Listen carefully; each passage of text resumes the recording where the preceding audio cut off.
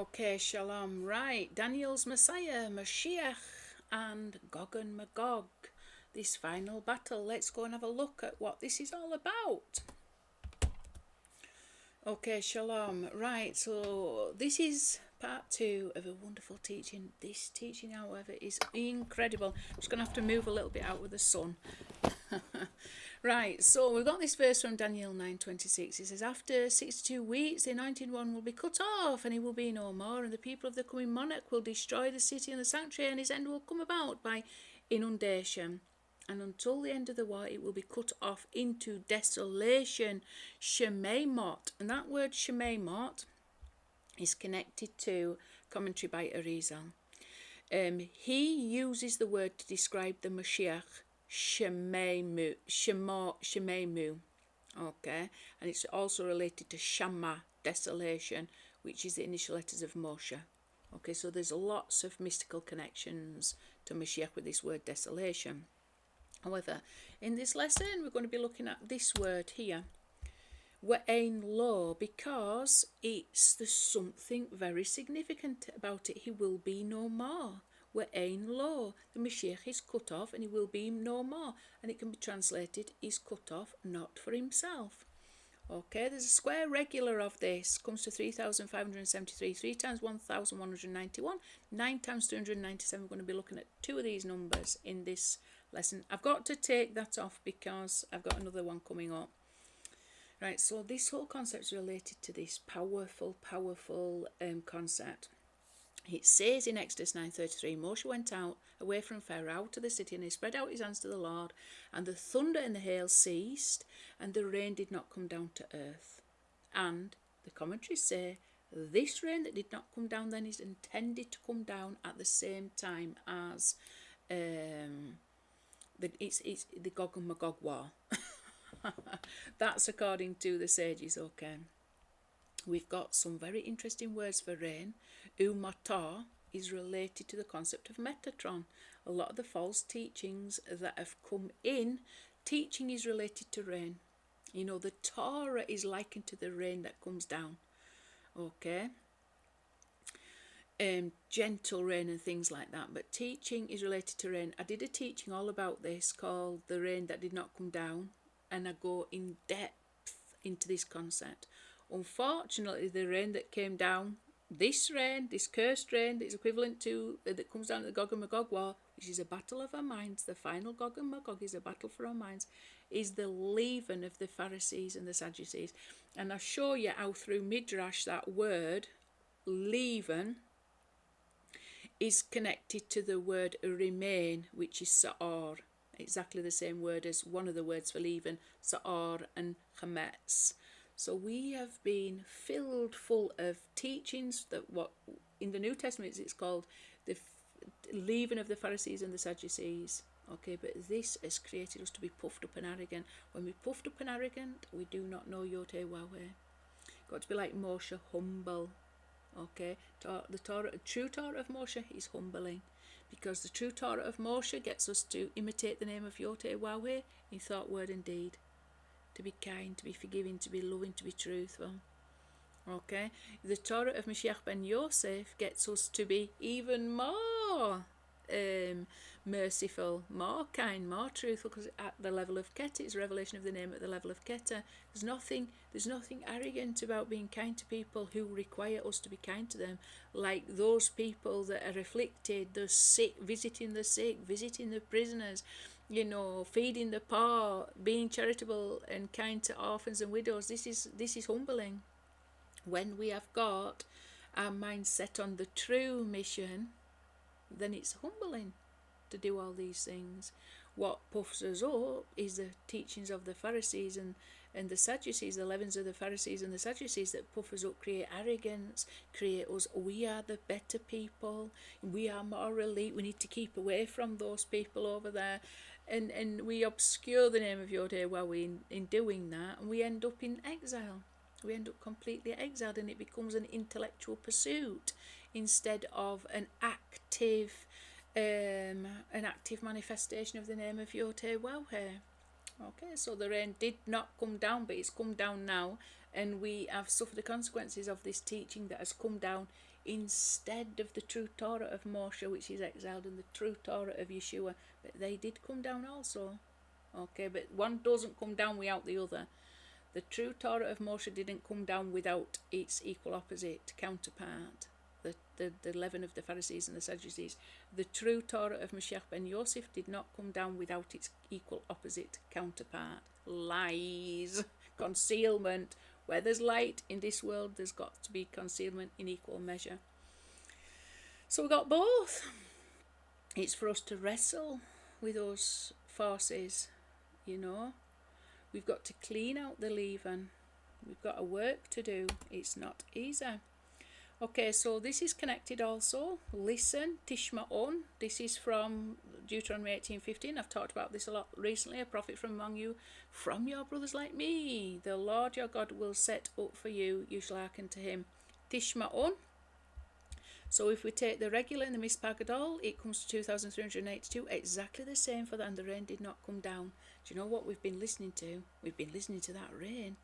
You know, we haven't been listening to the one that came like Moshe, i.e. the true Moshiach ben Yosef, and his revelation of the name of YHWH at the level of Keter. Okay, we need to unite those two revelations of the name. We'll get to that later in the teachings. So we haven't been listening. We've got to circumcise our ears. Jeremiah says this is the act of circumcision, part of the humbling that we have to go through. We have to circumcise our ears. We have to circumcise our lips. We've got to circumcise our hearts. We've got to circumcise our anatomy. We've got to circumcise our trees. Man is a tree in the field. Okay, so we've got to circumcise our entire experience of this exile. Because that's what it equates to. Man is like a tree in the field of Esav. Oh my goodness, it has been one big experience, and we tend to interpret that according to the teachings that we've been given from the Pharisees and the Sadducees, and they block and conceal the revelation of the name and prevent us from doing that because we're so excited with exilic thoughts and exilic emotions. We're so stimulated and influenced by that leaven. We're so puffed up and arrogant, but then it leads to fear and doubts and chaos with no shalom whatsoever. We're irritated by every last thing that goes on. You know, the truth sets you free from all that because the truth brings shalom. Okay? We need to listen now. We need to circumcise our ears, circumcise our understanding. Hearing and understanding are one. It's Shema Yisrael Adonai Eloheinu Adonai Echad. We've got to understand now what it is that we are supposed to be doing. We are supposed to be imitating the name of YHWH, nothing else beside. Nothing. We don't need to make any more excuses. We've been doing that for 2,000 years. So there's another word here, isn't there? There's another number. If we add this up and this up, it comes to 2,577, which is 3 times 859. Significant number. It keeps coming up at every single teaching now. It's as if YHWH has ordained this number for this time to be revealed, because it's revealing loads of wonderful, powerful concepts. Okay, so, and the bones of Joseph, which the children of Israel had brought up, they had to bring these bones of Joseph up, because without them the sea wouldn't split. We'll get to the significance of that later. The sages say on account of Joseph's bones the sea split. Joseph's bones represent the good deeds of Joseph. And in this redemption, those good deeds will be the lost house of Joseph that has been exiled into the darkest depravity of exile possible, and still from that place they have been inspired and influenced by the light that has reached them, the good news of the, even if it's been garbed up, even if it's been garbed up in all manner of concealment, that light has reached them and they have been inspired to do, think and speak in accordance to that inspiration, and it has overpowered the forces of Gog and Magog. It has overpowered the darkness, okay, in this world. And on account of those good deeds, the good thoughts, the good words and the good deeds, the redemption will occur. Okay, primarily the good deeds. The bones of Joseph represents the good deeds of the lost house of Joseph, and Moshe and those who are, connected to the concept of the Moshiach, Moshe the Moshiach, primarily the Jewish people, the ones got to carry the Aaron. There's two Aarons, isn't there? There's the Aaron of the stone tablets, and then there's the Aaron of Joseph. They're together, and together they caused the sea to split. Okay, but it says predominantly it was the bones of Joseph. So all the good works the lost house of Joseph has been doing in all the places to which they were exiled, to try their best to be an illumination of the truth regarding YHWH. It's all been heavily concealed. Like I say, you can't get the light without the darkness in equal measure. Death swallowed up eternally. So this is very much connected to the death revealed in the Torah of Moshe that needs to be cleansed. The Zohar says the death and the judgments need to be cleansed from the Torah of Moshe, which represents the two eyes of Zeh Yaakov, needs to be washed clean by the all-seeing eye of Keter. It needs to be washed clean of all the blackness and all the redness, all the death and all the judgment. So there needs to be unity between the Torah of Moshe and the Torah of Moshiach ben Yosef. Without that, death will not be swallowed up. There's still death present within the Torah of Moshe that needs to be cleansed of. Okay, so that's also connected. I'm just going to pull your screen up because this is a very important messianic number. It's another one that comes up. But as you can see, it's connected to all this. Let's just go and have a look at some more. It's also connected to Yeshua HaMoshiach, 859. Without the Torah of Moshiach ben Yosef, which is a revelation of the name of YHWH at the level of Keter, we can't swallow death up eternally. In this time, however, there's been an essential separation. It's like we've been in a back-to-back. Yehuda and Yosef in a back-to-back, not understanding each other, accusing each other. Okay, and there's been a separation to bring us face to face, the two camps of Israel face to face. Lishnei Machonot, it's in this week's Torah portion, by the way. Yaakov is going up against Esav and he splits the camps in two. He knows, unless because Esav could strike one down. So that's like the revelation of the name of YHWH is split into two camps. That's revealed within the letter of the Torah, that's in the camp of Yehuda, Leah, and that is what the name as revealed above the letter of the Torah, that is the camp of Rachel, Yosef, Yehuda and Yosef. At some point they need to come together as the whole house of Yisrael. Okay, but until Esav's subdued, they need to be fully subdued, they need to be separate. It's the teachings that's caused the separation. This teachings that have gone to the house of Yehuda, and the teacher that it's actually, this is how the leaven of the Pharisees have served a good purpose. Everything in this world is for an ultimate good. The camps needed to be split because YHWH is keeping his Torah, the Torah of Moshe. He's validating the Torah of Moshe, whilst he through the power of the name of YHWH at the level of Keter, which is the Torah of Moshiach ben Yosef, is gathering the lost house of Yosef. He is doing that in accordance to the Torah of Moshe. One validates the other and need to be united, because that whole experience of the ingathering of Yosef confirms that the Torah of Moshe is true and the concept of Moshe is true. One needs to validate the other. So the two camps are essential. The leaven of the Pharisees is essential to keep them apart, because the Christians looking at the Jews thinking, oh, they're all full of lies. They're under the yoke of the Torah, which we've been freed. And then because they've received the revelation of the name above the letter of the Torah, and they can't understand why you would be so legalistic and traditional and keeping all these mitzvahs like hamsters on a wheel going round. And the Jews are looking at the pig-eating Christians thinking, there's no way you represent God, because their revelation was within the letter of the Torah and their revelation was above the letter of the Torah. Okay, so eventually they need to both come together, because the Torah is not complete, the name of the YHWH is not complete without that unity of both those upper face and lower face. Talked about it a lot. Okay, before I go to this one, because there's a lot in here, I'll just have a look at this word, this number here for you, because it's so important. We've got to get on board with it now. That next thing that I'm going to bring up, though, unbelievable mystery revealed in it that points to the problem of this. What is the source of this problem with the Pharisees and the Sadducees, the leaven of the Pharisees, the teachings that create separation? Right, we need to know the source of this, because knowing this and perceiving this will help to bring unity. But let's first go and have a look at this number here, because it's very important. Death swallowed up. It's all about unity. Let me go show you why. Okay, I'm not even going to do the animations, because it's just a quick look at it all. This is what I wanted to point out to you.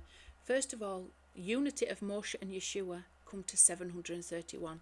Death swallowed up will not be accomplished until Moshe, that represents the name within the letter of the Torah, and Yeshua, that represents the name above the letter of the Torah, the Moshiach and the Moshiach Moshe and Moshiach Yeshua, the ones that were anointed with the power to reveal this name, the name at the level that I've just mentioned, need uniting together. 731.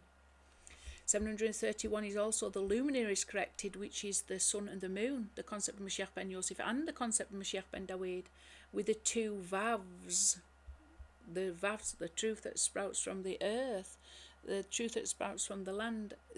This is how the sages say it should be spelt in Torah. It's not got these two vavs in. It's for us.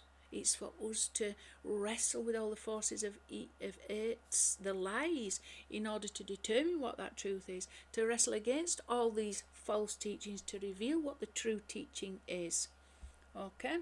Luminaries corrected. 731. Moshe and Yuna. We won't get the luminaries corrected until there's unity there. Melech Israel. There is no king of Israel until you've got unity here between the upper and lower face. 731. 731 is the good inclination and the evil inclination. Okay, both are absolutely necessary. We've got to subdue evil to the side of shalom, to the side of holy.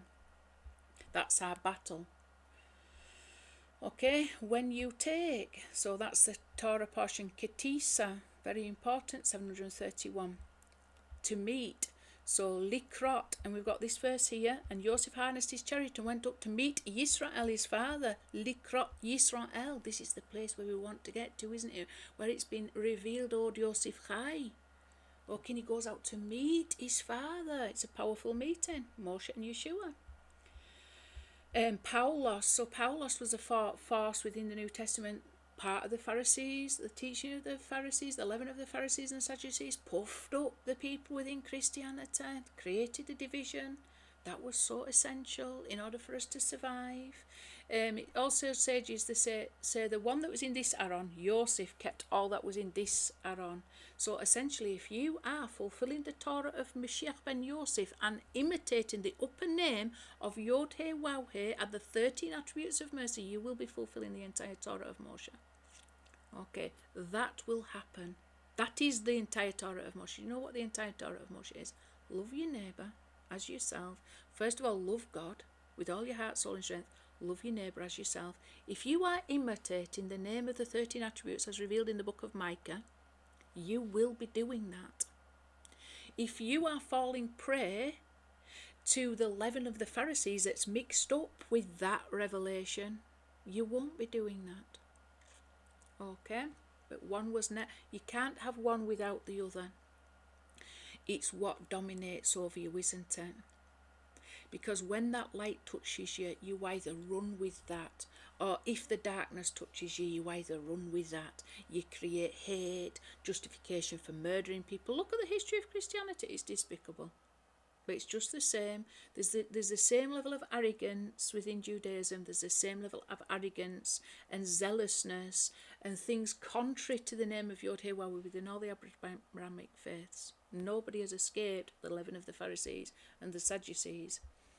Okay, this is quite interesting because we've got matar, the rain is matar, memtet resh. It is related to this whole concept of Metatron, and specifically within Judaism, the concept of Metatron and also the cosmic Christ, the false doctrines, by the way, the false doctrines based on the fact that Greek philosophy has been adopted. We will get to that, and I'll explain it a little bit better. So the concept of Metatron is the secret part of the secret inner meaning teachings of the Torah that's totally corrupted. It's totally corrupted by the leaven of the Pharisees, which is essentially Greek philosophy. I've talked about this a lot. We're going to be looking at the numbers behind that. the concept of Metatron and the fake Kabbalistic concept of the inner dimension of the teachings, which is in Judaism, is basically the cosmic Christ of Paul. It's false teachings. It's false teachings that actually conceal the truth regarding the name of YHWH.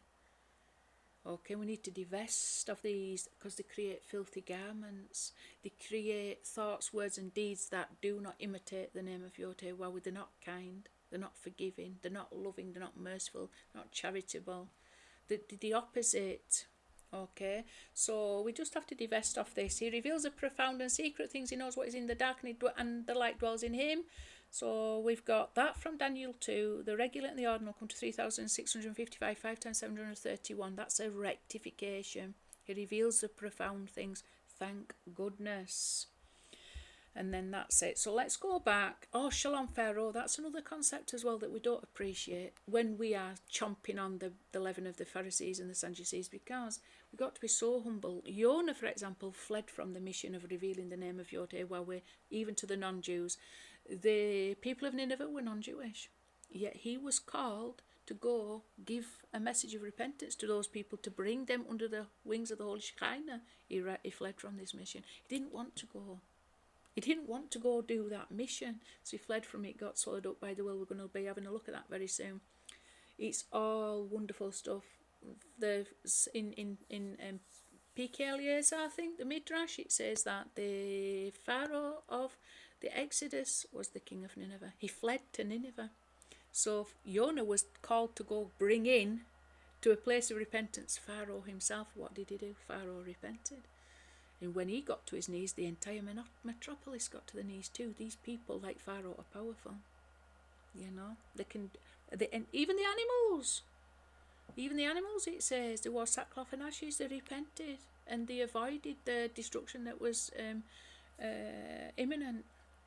You know, we need to bring in the pharaohs because these have a lot of influence in this world. And 100% Moshiach ben Yosef, and the whole story of Jonah points to that. Okay, Metatron, I don't think I've fully finished this. Metatar comes to 731. That's related to rain. We saw the rain, didn't we, that come down, Memtet Resh. And Vav Nun, that's when, this is a square ordinal mispagadol of Metatron. Then when the Nun is 25 instead of 14, it comes to 661 Esther. Everything in this exile has been done in a very hidden way. YHWH is always hidden. Okay? The name is always hidden in darkness. We have got to follow the hand of divine providence and just see. And sometimes we need to listen to people that have experienced the hidden light of YHWH. We've been revealed to them in their lives. We need to listen to the testimony of people and figure out, oh, well, what has YHWH been doing? He's been doing a lot in a very hidden way. You know, and we've got to attach to that reality and not have it hidden from us. Another thing, Yavan, which means Greek, is Yod Vav Nun. This Vav Nun, it can create a lot of hiddenness. Okay, so we've got to be very aware. Greek is a form of exile. We're in the Greco-Roman exile, and things are very hidden. Certainly YHWH and what he's been doing is very hidden. We need to access his name in order to reveal that's been hidden. Okay, let's go back. Okay, so this is absolutely wonderful. Yosef filled to the second filling when the samech is filled with a chet instead of a chaf. Okay, it can be filled both ways. Samech can be filled with a chet or a kaf. So in this instance, it's a chet. Sameach 1191 is connected to this.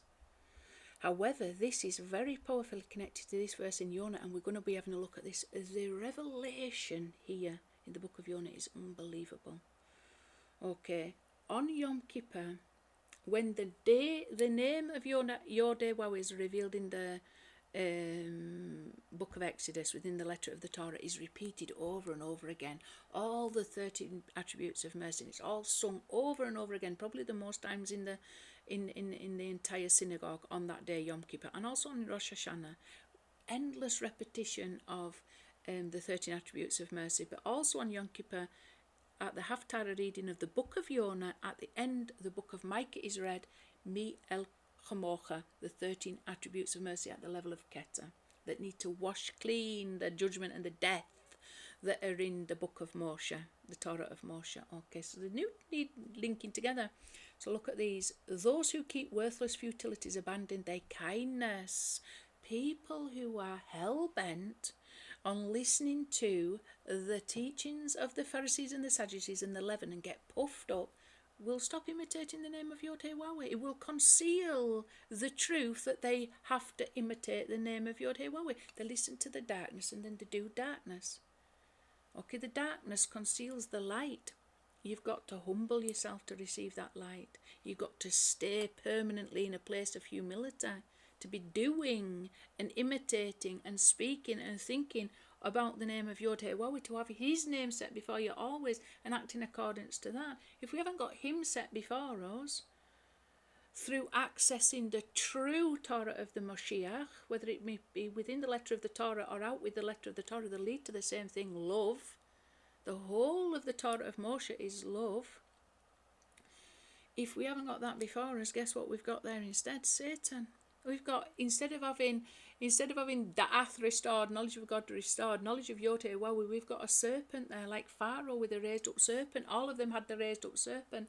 We need the tefillin with the four-headed shin on. It's all symbolic. It's all wonderful stuff.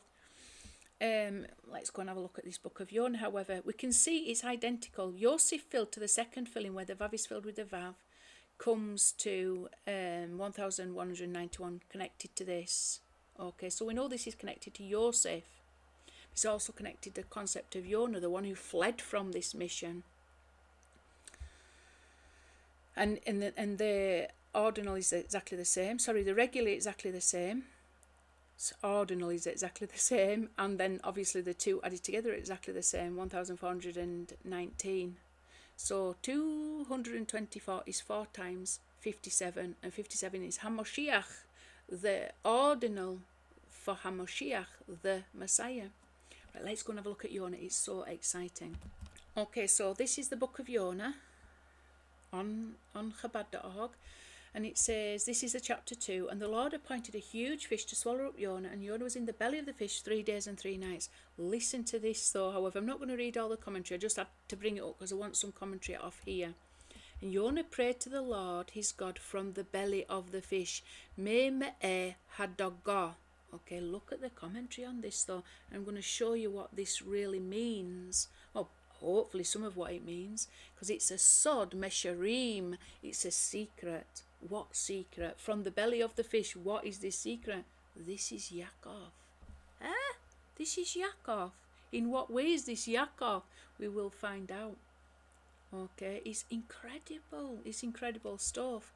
The Gematria reveals what it's talking about. You know, hopefully it reveals some. There's always more depth and more levels of understanding.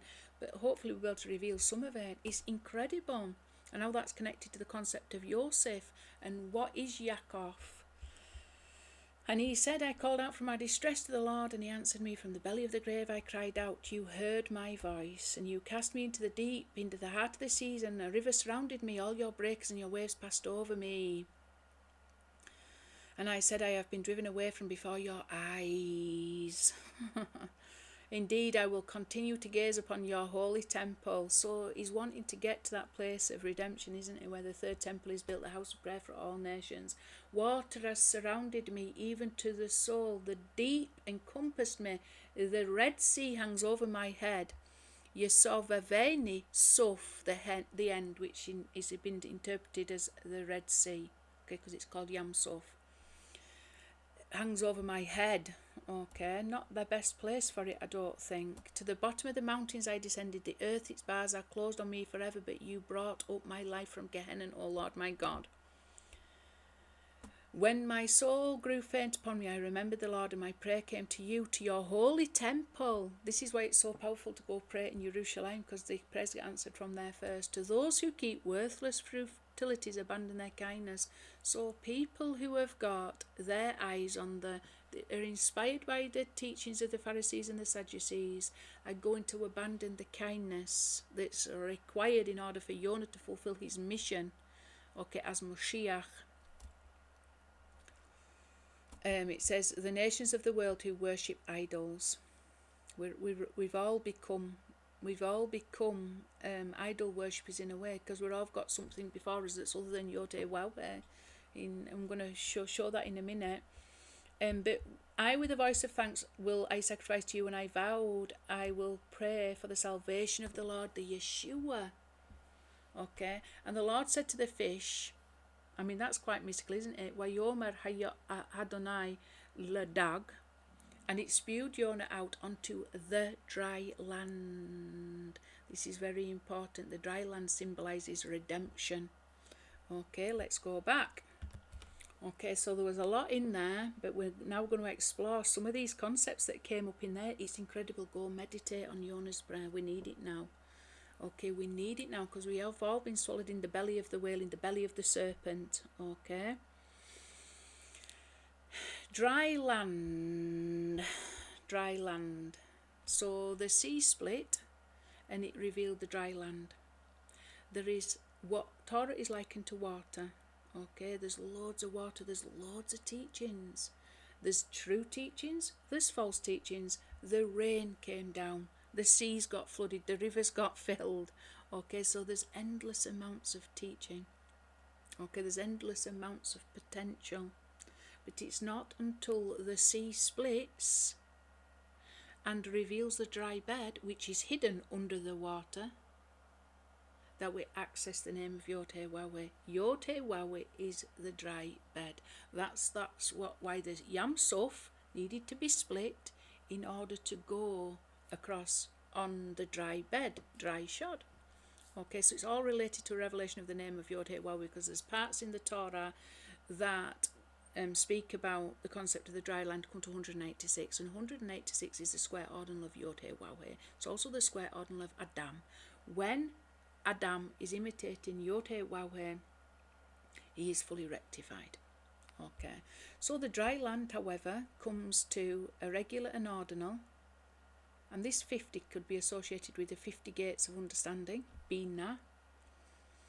Added together come to, which you attain on Yom Kippur, by the way. You attain the 50th gate on Yom Kippur when you get the true message of Yom Kippur.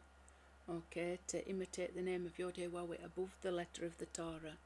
397, so it's related to him, not for himself. Not for himself, who for then? For a revelation for the sake of the name of YHWH to be revealed. But you've always got the equal opposite force, and Armilus is the anti-Moshiach, is opposite this, the dry land revelation, and is opposite the Moshiach, who is the one who comes in the name of YHWH, Baruch haba b'shem Adonai. Okay, so 347 is opposite the dry land, which is connected to concept, a revelation of the name of YHWH. If we add the ordinal of that, it's 424, exactly the same as Mashiach ben David. Okay, we've got to contend with the false Messiah to reveal the truth of the Mashiach. Moshe is buried in the Gachon, okay, the belly of the serpent. This is what the sages say in Zohar. So he's buried in the Gachon. In the word Gachon in Torah, there's a big letter Vav, and it says that is where Moshe is buried. The concept of Moshe appears in the Torah defective, just like the luminaries appears without the Vavs. It appears defective. It is missing the truth. Okay. So it's buried in the Gachon. This is all symbolic. It's buried in the Gachon, the belly of the serpent. And it appears as a false Messiah as a consequence. We have got to use the power of the serpent's belly against itself to reveal that the concept of Mashiach, the Mashiach of YHWH, is in fact true. And through the true concept of Mashiach, we reveal the truth regarding YHWH. Okay, through the one who comes in his name, we reveal his name. The true Torah of Moshe, and the truth of Moshe, the true Torah of Yeshua, and the truth of Yeshua, the one who is anointed to reveal that name. But this is swallowed down into the serpent's belly, the Gachon. Moshe's buried in the Gachon. Okay, so the sages point to this Gachon being related to the Gihon River. The Gihon River is the second river that came out from Eden.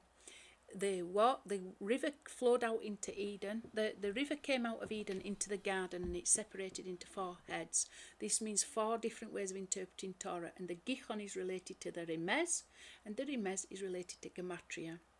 So we use the belly of the serpent against itself, okay, which is hiding the truth. It's hiding the concept of the Moshiach in the belly of the serpent. We've got to use the belly of the serpent, which is Gematria, in order to reveal the truth about the perfection of Moshe, because it says in Zohar that you are buried in your defect, and Moshe is buried in the Gachon. Okay, but then it says at the end, the perfection of Moshe will be revealed. That's why in the Torah we don't really know where Moshe is buried. Okay, nobody knows where Moshe is buried for that reason, because he's buried in his defect, but he's not at all defective.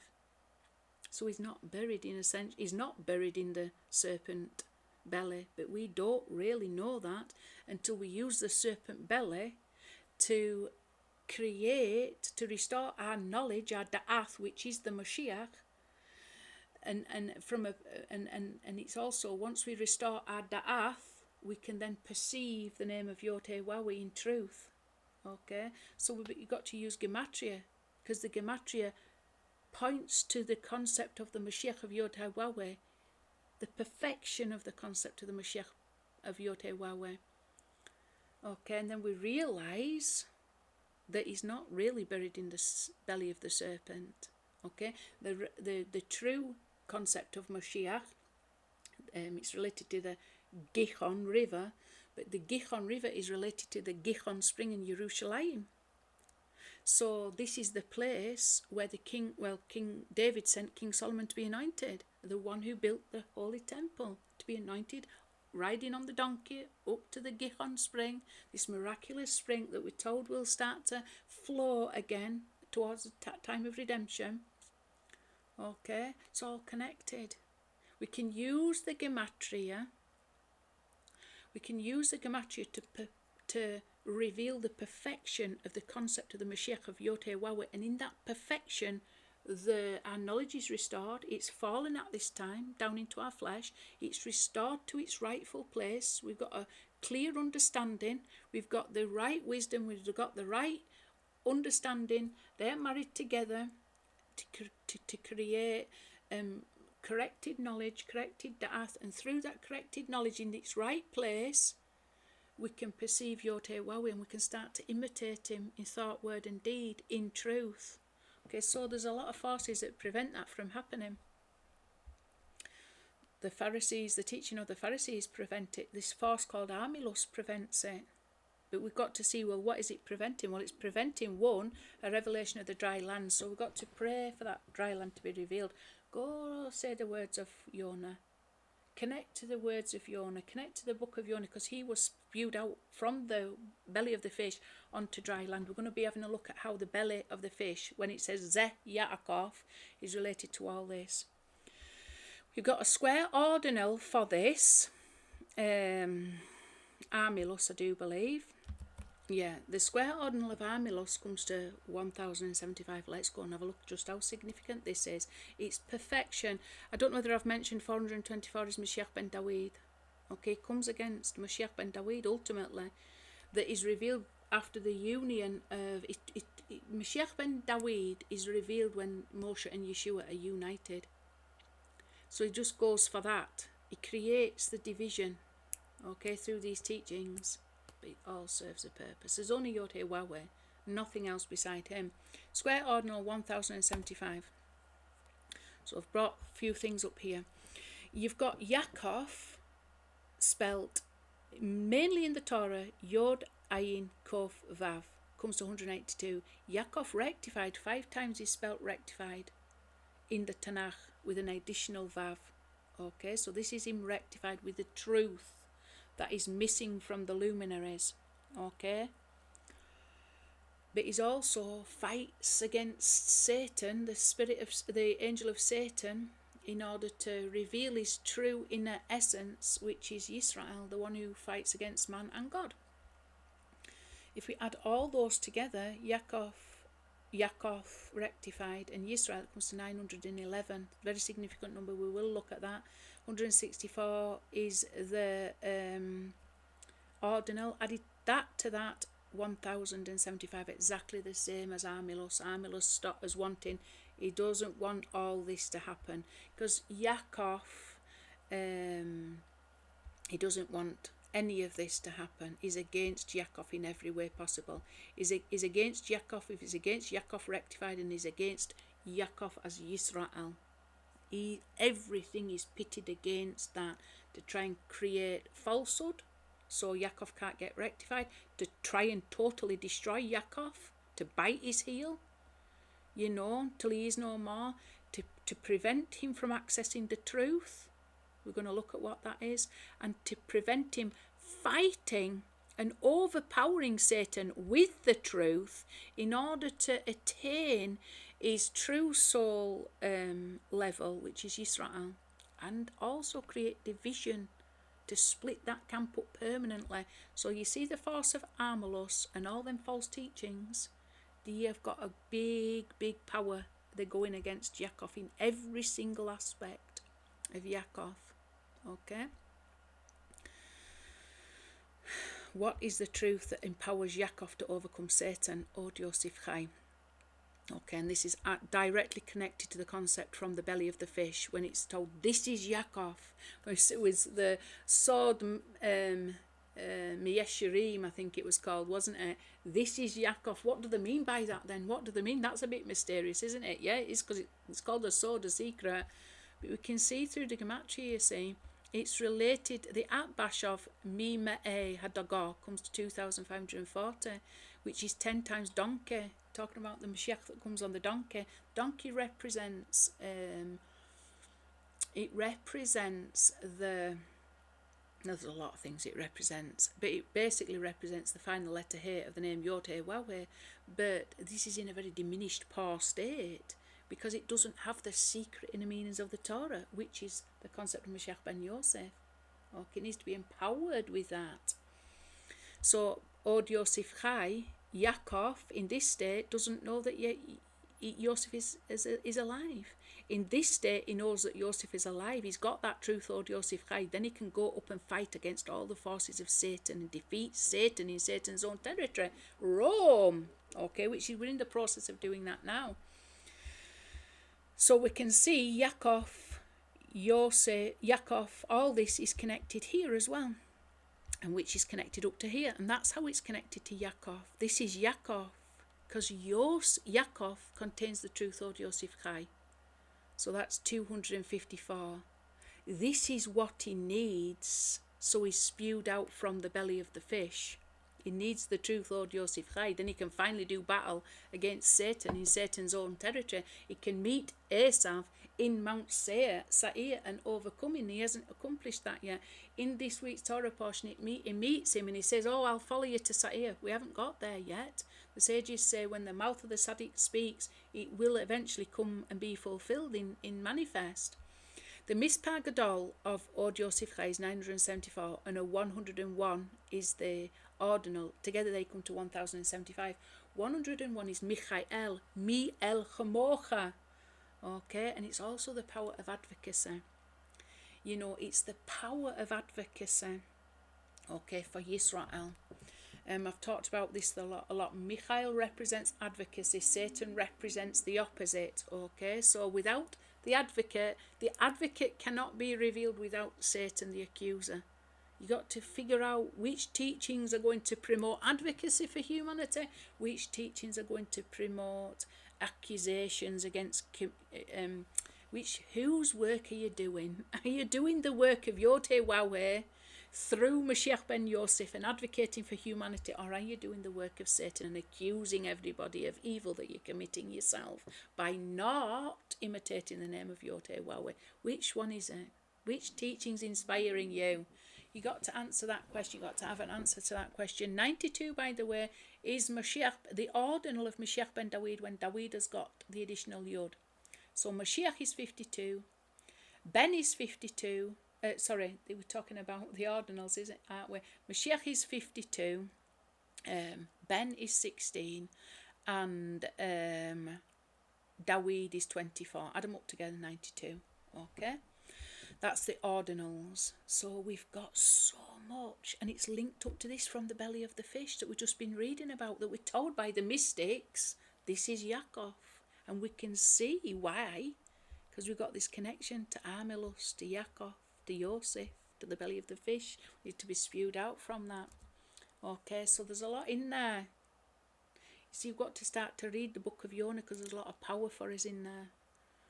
There's a lot of inspiration in the prayer of Jonah, because it was what caused him to be spewed out. If we understand that, little by little, we should be able to alleviate some of the sufferings of this exile that's caused by separation, caused by these teachings, because now it's time to unite. We know Od Yosef Chai now. We know Yosef is still alive. What does that mean? It means that the name of YHWH above the letter of the Torah is still alive. It's not been completely extinguished by Satan. Okay? I'm witness to it. I know there's other people that are witness to it. The lost house of Yosef is a witness to this name. We are not dead. Okay, there's a lot of accusations against us. Okay, but we are alive. We are alive, and we are imitating that name in thought, word and deed all over the world. We need those good deeds now to cause the redemption to occur. We need to bring all that and unite it with the Torah of Moshe, the Aaron of the Aaron Abrit with the Aaron of Yosef together, the two Aaronot that caused the redemption. We need that now. Okay, it's all about unity. Okay, so if you add up prophetess, seer, visionary and prophet, it comes to 1,191. Okay, we've got to be able to access levels of prophecy, but I don't even think that we need that, to be honest. What we've got now is higher than prophecy. What we have got, what we are privileged with now is higher than prophecy. I don't call myself a prophet. I have a friend that calls me the prophet all the time, communicates with me. He's a really wonderful, sincere person that is literally out there on the streets, you know, with the poor and the destitute, the drug addicts and the homeless and things like that. You know, there are some people that are living in this world, you know, like beggars and poor people, reaching the darkest corners that we've got in this world right now. You know, like the drug addicts in California. He's working alongside them, the homeless and all kinds of things. He calls me a prophet, but I don't think I'm a prophet. What we've reached a place in time where we're very privileged, because we've got hindsight now. Hindsight is what Moshe had to be able to perceive YHWH.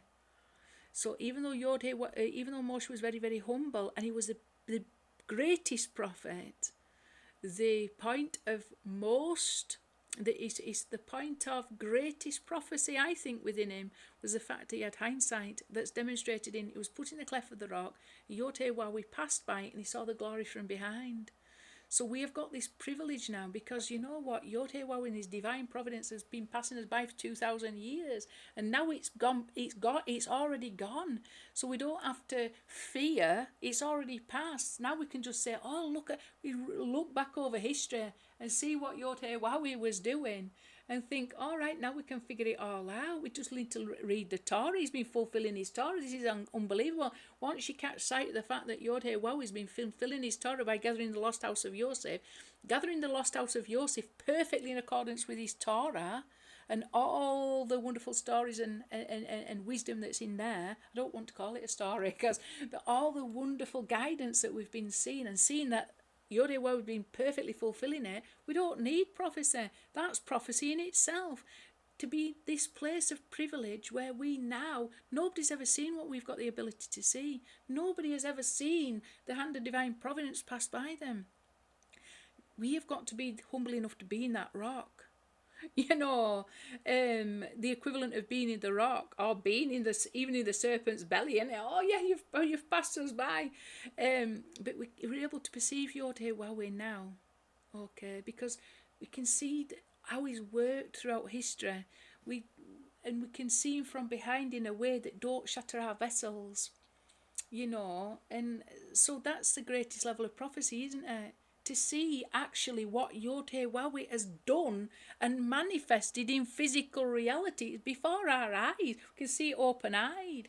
I think Moshe was the only one who could see it open-eyed, but it's very much connected to hindsight. We've got that now. We're all privileged.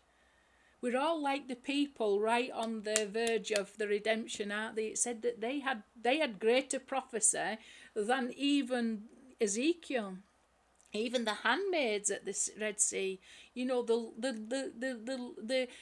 most insignificant, I don't want to say the most insignificant, but the lowliest of people, the simplest of people had a level of prophecy greater than Ezekiel. And he had the visions of the chariot and the you know, the temple and everything, but they had hindsight. They'd seen how YHWH had worked throughout the Exodus. They knew him by then. They knew what he was up to by then. And is something really important happened at that point as well. It's the only mention in Torah of the resurrection of the dead, because the song that Moshe sings, it says, "As Yeshua Moshe," is in the future. Then Moshe will sing. Okay, it's usually translated, "Then Moshe sang," but it's not. It's written in the future tense, and that's where they say they had such perfect faith in YHWH. They had absolute perfect faith, and perfect faith is really knowledge, you know, because there's nothing left to, you know, God at that point. They knew God at that point. They knew him. They had total knowledge of God because they'd experienced him, and then once that whole episode had passed by, they just knew God. So they're at the sea, the Red Sea, they're split in the Red Sea with prophecy higher than even Ezekiel, because they had hindsight. They had hindsight, and we've got to reach that place. But at that place, there was one last aspect of faith that needs perfecting, that's related to Joseph. Okay, it's the resurrection of the dead. It's actually, I think it's related to Rachel as well, because she literally did die, and that whole Rachel needs resurrecting from the dead. But it's bigger than that. But what I'm saying is that at that point, they had total knowledge of God. The only thing that was before them was the resurrection of the dead. That was all that they had left to have faith in. So Oz Yeshua Moshe is connected to that. Why? Because it's talking about Moshe in the future tense singing. So that requires him to be resurrected from the dead. How was Moshe resurrected from the dead? Through Yeshua. HaMoshiach is a resurrection of Moshe from the dead. So we have got to a place where we really should have perfect knowledge. Once we unite them together, we should have perfect knowledge of YHWH. We should be at that place of redemption, the final redemption, where we've got completed faith either in the resurrection of the dead. Okay? The resurrection of the dead. Moshe, who was anointed to reveal the Moshiach, came as Moshiach ben Yosef and was resurrected as Moshiach ben Yosef, to reveal even higher levels of the name of YHWH. And through Moshiach ben David, those two will be united together as one. The Torah of Moshe washed clean, but by being yoked to the higher levels of mercy that we find in the book of Micah. And you know, and then the kingdom of heaven will be established on earth. The temple will be built as a house of prayer for all people. You know, and the Moshiach is going to accomplish that. It's all wonderful. It's all wonderful. Righteousness and peace have kissed. So here we've got Tzedek with Shalom. Where do we get Shalom from? We don't get it given, that's for sure. We have to earn this Shalom. We have to earn this. We have to transform our bodies into a vessel. We've got to transform Esav. Esav and Shalom have got the same gematria, 376, talked about a lot. We've got, and then kissed. We've got the true holy kiss, haven't we? Between the sages say there was something insincere about the kiss between Esav and Yaakov because it's got dots over it, and the word kissed is like the word bite. So they say in this time, Esav ran and embraced Yaakov and fell on his neck and kissed him. Okay. But the sages say, because there's dots in the Torah over this word kiss, there's something not quite right about this kiss. And some sages have said it's actually that he bit him. He bit him on the neck. Esav will eventually be transformed to Shalom. So we've got Tzedek that represents Yesod, that represents Moshiach ben Yosef. And Shalom really comes via Esav, transforming Esav via the power of the truth to subdue him to the side of holy, to create a vessel of Shalom out of Esav, okay, or out of the nations. So righteous and peace have kissed. This is in the future, isn't it? Or no, it's in the past tense. Have kissed, no soku. So this is a rectification for that, isn't it? We've got Tzedek represented by Yosef, who's still alive, that's through the power of that holy name has subdued Esav to Shalom, that creates a holy vessel with which we can fill up with a united revelation of the name of YHWH, YHWH Shalom. Okay, so it's all beautiful stuff. We've got so much to be looking forward to. Let's not be distracted now. The devil is a liar. He's going to tempt you in every way possible. Stick to the plan. Stick to the fact that we're in this world at this time now to just imitate his name in thought, word and deed. Don't have anything else occupying us at this time, because the king is about to arrive.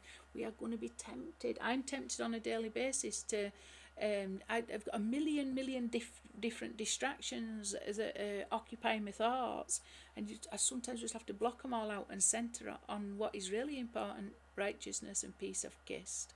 Let that be so in the holiest way possible in all our lives. This is another interesting thing, however, isn't it?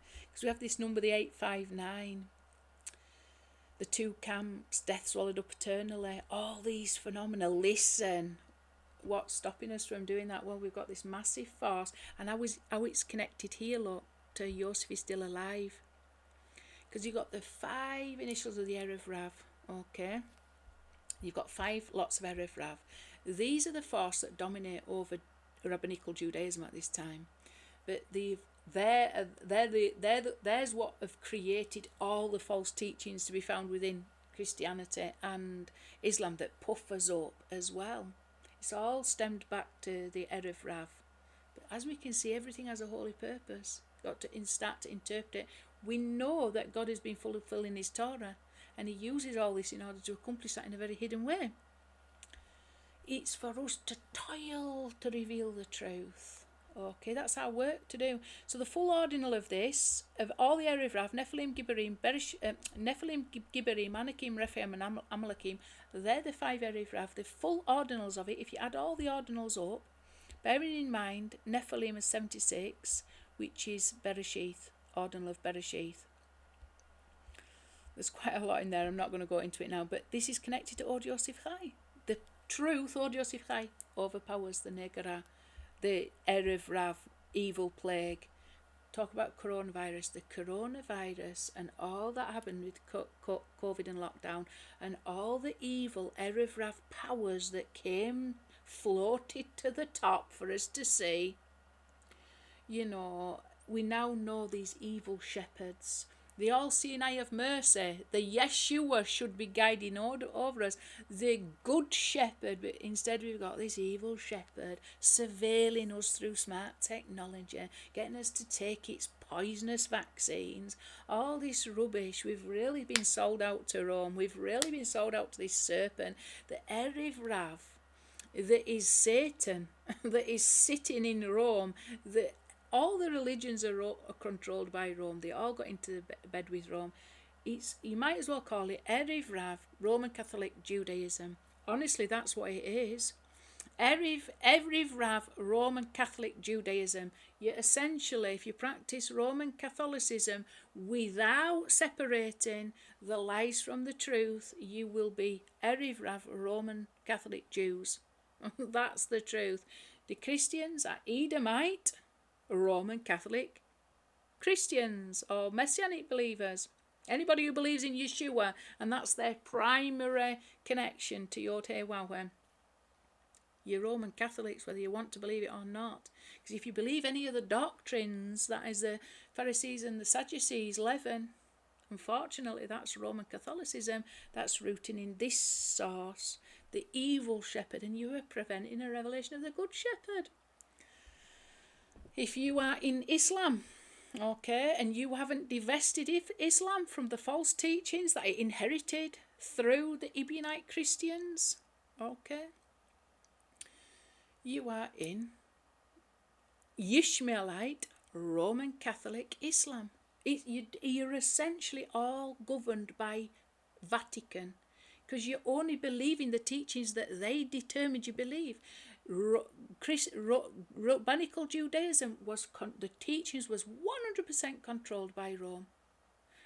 That was founded and given permission. Rabbinical Judaism, the reason why it exists is because it had permission from Rome. Okay? Christianity likewise, Islam likewise. Trust me, learn about the origins of it. And then also we're going to go through some teachings that expose the secret teachings within all those faiths as Greek philosophy. And that's a trap also. That's more Pharisees and Sadducees leaven. It's more Roman Catholicism. It's more exilic teachings. It's more of the rain that came down in order to defeat us. Okay, we've got to use this gematria to expose exactly what we have been subject to, this Gog and Magog. Let's get to these wonderful places, but we've got to face reality first.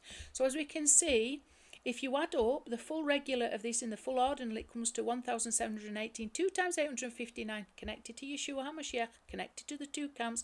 Like I say, everything's got a holy purpose, because we have been tested to our absolute highest degree. We saw how Yaakov wrestled. We want to get to the top of the ladder. We want to get to the top of the mountain, and we started at the bottom. And we have to get to the top of the mountain, we've got to fight all the forces of the Erev Rav that caused us to be at the bottom of the mountain. We've got to get to the top of the ladder, we've got to fight all the forces of exile. The top of the ladder is a revelation of the name of YHWH above the letter of the Torah. The top of the mountain is the revelation of YHWH within the letter of the Torah, and we've got to marry those two together. Okay? Through understanding how YHWH has fulfilled his promises together in the lost house of Yosef in accordance to the Torah of Moshiach. Okay, it is Zaharath, leprosy. I hope I talked about that enough. I think there's a lot in there. So here we've got, first of all, the square ordinal plus the, it must be the square ordinal Hu Zaharat. Let me just have a look at that. Okay, yeah, it's right. 1464 is Zaharath and Hu is 62. So add them together, 1568. Hu Zaharat is 4 times 397, which is connected up to here, isn't it? Not to himself. He was like a leper put outside the camp of Rome, put outside of the camp of Israel and into Rome. Okay, treated like a leper, and that's in accordance to what is written in the Talmud also. And it's mentioned in the New Testament. 722 is 2 times 386, Yeshua. That's the one who is outside the camp in Rome. We need to get him back. Okay? Without him, we don't have redemption. Without the bones of Yosef, we don't have redemption. Without the Aaron of Yosef, we don't have redemption. Without the good news, we don't have redemption. No one to raise him up. So I do believe I've got this. So this is very much like this. We'ain lo mekim. No one to raise him up. Okay, 397. It's mystical. It's actually mystical. I'm not going to go into details, but and fell. It's as if Moshiach ben Yosef has been treated like a wicked one that has fallen. We've got to raise up the fallen of the fallen succor of David. Okay. We'ain lo mekim. There's no one to raise him up. We've got to do it collectively, okay? It's as if there's nobody to raise him up. There's a lot of mystery in there. Can't go into too much details now because I haven't done a deep enough analysis, but I'm just briefly looking at that. And there's a tremendous amount of mystery in there, let's put it that way. I might have to do a much deeper analysis. I did look at this, and I was going to do some teaching on that. I've got a few PowerPoints, a few pages and slides of that, but it's in this bit here there's a lot of mystery. Were shall Zodon were nofal. It could be. It's probably connected to a concept of Moshiach, where he's been treated as if he's one that's wicked, or he's assumed himself to be like a wicked person. When he's truly not, and suffered on account of the wicked of Israel. Something along those lines. But anyway, it's connected. It's another day's analysis though, so can't go too much into it. All I can say that it's quite incredible that we'ain lo, another part of the Torah, the Tanakh, that talks about this concept of we'ain lo, and we can see that it's very, very clearly connected to this as well. Right, let's have a look at Greek philosophy then. Let's just go back to have a look at the numbers. So we've got those numbers. Let's have a look where it's connected to this whole concept of Greek philosophy, because this is a big problem. The teachings are a very big problem. Okay. Oops. Okay, so I'm actually going to show you. Oh, I've done it wrong again, sorry. Okay, I've brought these two concepts up together because it's so important. It's related to in the belly of the fish. Okay, so that's how it's going to be connected to what we've just been talking about. This whole concept of, from the belly of the fish was spewed out onto the dry land and things like that. So there's a lot of hidden secrets in this concept of Greek philosophy. I've been talking about it now for a long time, how Greek philosophy has been infiltrated all the secret teachings of Judaism, Christianity and Islam. You've got concepts like Ein Sof, the unknowable, unsearchable, infinite God. It's Greek philosophy. It's not Torah. We are to know God. We are not to have before us gods we do not know. The whole inner dimension of the Torah is about this concept of Ein Sof. Because the dimension of the secret teachings of the Kabbalistic secret teachings are based on Greek philosophy, the Neoplatonist Greek philosophies, what you then have to have in contrast to this infinitely unknowable God that we don't know anything about, despite us being told our ultimate destination is to know God. They ignore this because it's Hellenized Judaism, it's Greco-Roman Judaism, it's Roman Catholic Judaism. The Romans adopted the Greek gods. The Romans adopted Greek philosophy. To be in the Edomite exile is to be under the influence of Greek gods and Greek philosophy via the Romans who adopted them. Okay, the gods of the Romans are the gods of the Greeks. Zeus and all this. Okay, Jupiter. It's all the same concept. So with the clouds of heaven, however, God chose to conceal himself, and this is the concealment. Okay, he's not going to come with, waving flags and with fireworks. He come in a very humble, very concealed way, and humble people will find how humble God is has been fulfilling his Torah. He hasn't been doing it in a blast of the trumpet kind of way. Not yet, anyway. Sometimes we hear those shofar blasts, don't we? But he just does it in a very humble way because he loves. He does it through love and through kindness and through mercy and compassion. He reaches people in the deepest darknesses of this world in the most kind and dignified way possible. He gets dressed up Moshiach dressed in garments of the clipper clouds and darkness. So this concept here is related to the concept of the Moshiach, because the Moshiach, one of the names for Moshiach is cloud. With the clouds of heaven, Shemaiah, which I talked about, this whole concept of Shemaiah. Shemai, who is Shimon ben Hillel, it's a code name for Shimon ben Hillel, which is a code name for Moshiach ben Yosef. Sorry, that is the Moshiach ben Yosef. That was the one who was anointed in the office of Nasai with the spirit of Moshiach on him that was elevated up. And Shemai is a code name for Shemaiah in Aramaic, found within the book of Daniel and the book of Ezra in the Torah, in the Tanakh. Okay, so Shemaiah is the name for heaven, which is also a code name for the name of YHWH. Okay, I'll point you out later how that's connected to what's written in the Talmud about Shemaiah. The house of Shammai were the zealots that came after Shammai descended into Rome, okay, or was sold out into Rome.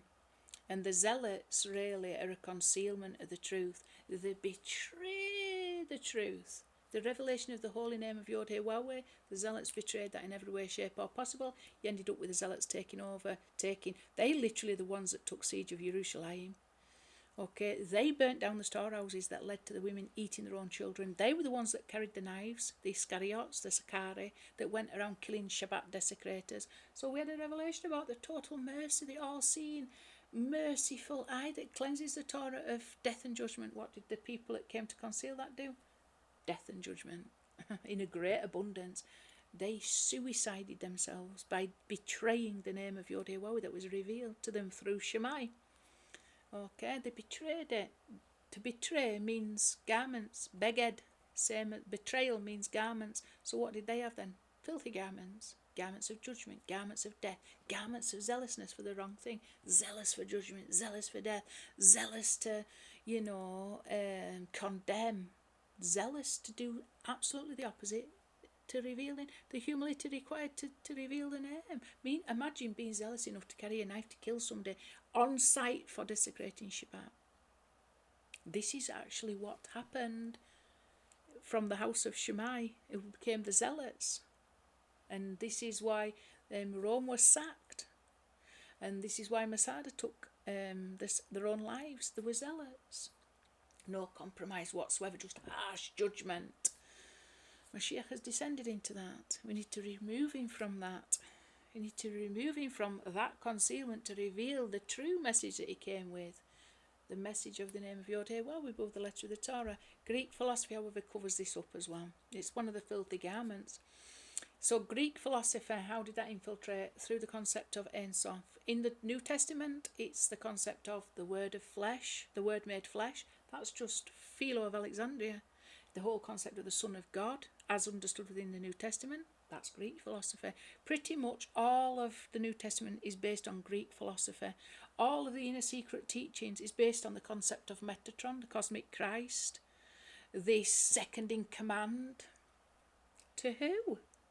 To who? Okay, second in command to who? This YHWH is completely and totally sovereign. Okay, so they distort it. They distort the concept of the Moshiach, who came simply in his name, one anointed to reveal the power of his name, not one to come to be the power of his name. No, that's a false doctrine that's born out of Greek philosophy. How is it born out of Greek philosophy? Because in Greek philosophy, God is far away and totally unknowable. So our experience of God, what we think is God, according to Judaism's own teachings, and I'm telling you the truth, according to their teachings, that is within Judaism. There's a lot of contradiction because it's all mixed up with some truth. But these are teachings that exist within Judaism. You have to have this concept of Metatron. Who's the scribe of God? He is the veil. He is second in command. He's running this entire world. He's Sah Ha'olam. It goes on. I mean, it never ends. The office, he represents the face, he represents the name. God's just doing nothing. He's just left it in control of this angel that's doing everything. It's all Greek philosophy based on the fact that because your concept of God is infinitely unknowable and far away and distant, we've got to have, and we're not able to perceive him or know him because we can't know nothing about him. That we think we know, we've got to attribute to an angel. And in Judaism, that is called Metatron. And it literally and essentially is the cosmic Christ of Paul. There's no difference between the concept of Metatron and the concept of the cosmic Christ of Paul. Both are based on the fact that the inner secret teachings are adopted from Greek philosophy. And because of that, you've got to have something other than Torah to compensate the fact you've adopted a lie from Greek philosophy. This concept of Ein Sof, the infinitely unknowable God. It's not Torah. All day yesterday I was arguing with a rabbi, a very well thought of Haredi rabbi, 5,000 friends on Facebook, and I was saying, Rabbi, you're lost in Kabbalah and philosophy. I was pointing out to him the fact that Ein Sof is not, he couldn't give me one verse in Torah which demonstrated that Ein Sof was a concept in Torah. It's not a concept. He quoted me verses that are related to wicked people. I said, Rabbi, the wicked people, this is talking to wicked people who do not know God because they've got, instead of the truth that YHWH desires to make himself knowable, they've got this concept of a God that is totally unknowable. I pointed out Torah. I said to him, it went on all day. I just said, this is Roman Catholicism and Greek philosophy. I said, it's sold out to Rome. You just despair in the end. So the fact that it's come up again today for me, all day trying to debate, they don't want to know. They don't want to know. And they have the little minions. Is it or Jesus you're talking about? And you just grow a little bit weary, so just stamp on them in the end. I just think you're just lying snakes. And I try to be polite. I try to say it in a nice way, and then in the end I just go bang. Because you're just liars. I just call them what they are. I even have Roman Catholic Jews. They are bought out and sold out to Rome in every way, shape or form. The underlying problem is Greek philosophy. I've talked about it a lot, and now we can see that is exactly the way God has garbed himself up. Okay, so God guarded himself up, but he requires redemption. At some point, we've got to divest of these filthy garments and start to put on the right garments. Shabbat clothes. Vilna Gaon said, when Russia goes into the Crimea, get your Shabbat clothes on. Get them on now. That means best thoughts, best works, best deeds. Clean clothes. Not filthy rags we've been trawling through this Edomite exile with. Get rid of this Greek philosophy. So the whole concept of the Logos is Greek philosophy. It's been swallowed hook, line and sinker. You've been hooked into a Roman, Greco-Roman exile. And because of that, we don't have the truth. We've got a false concept of Moshiach. We've got a false secret in the teachings of the Torah in Judaism. We've got a false understanding of the Moshiach within Christianity. And that's just filtered down to Islam. That have taken on the entire foundation of Islam is Greek philosophy. Ask any Islamicist. The secret teachings of Islam is essentially Greek philosophy, but it's not Torah. They've been fed a lie. I've talked about this before. I talked about it about Lilith, the rebellious wife. She's like Islam. She's rebelling and killing her own husband. It's like a black widow. But it's partly Adam's fault. Because where did the Islamists get Greek philosophy from? They got the Greek philosophy from the religion that they were born out of, Judaism and Christianity. They got fed to Chaya. Okay, but then she fed it back to Adam. How did she feed it back to Adam? Because it was the actual Islamists that fed it back into Judaism via Maimonides. So the Islamicists worked with this Greek philosophy. They really took it on board. They really explored it to the absolute depths. And they let it be the entire esoterical teachings of Islam. But then they fed that back to Adam in the form of things like unity of being. It's not even in Torah.